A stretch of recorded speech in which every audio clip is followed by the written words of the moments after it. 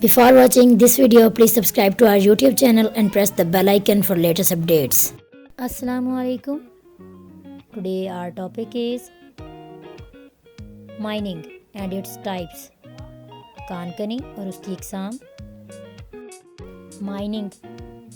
Mining is the extraction of valuable minerals or other geographical materials from the earth. Mining means ज़मीन से valuable minerals and geographical materials को निकालना. There are three main mining methods. Strip mining, पट्टी कानकनी, open pit mining, खुले गड़े वाली कानकनी, and underground mining, ज़ेरे ज़मीन कानकनी. Strip mining, removal of soil and rock above a layer.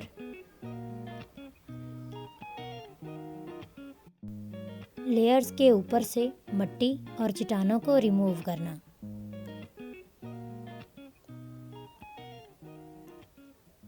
Open pit mining.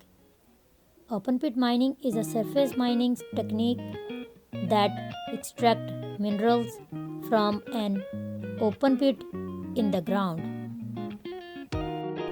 Open pit mining सतही कानकनी को कहते हैं. ज़मीन में खुले गड्ढे से मिनरल्स निकालना. Next, underground mining.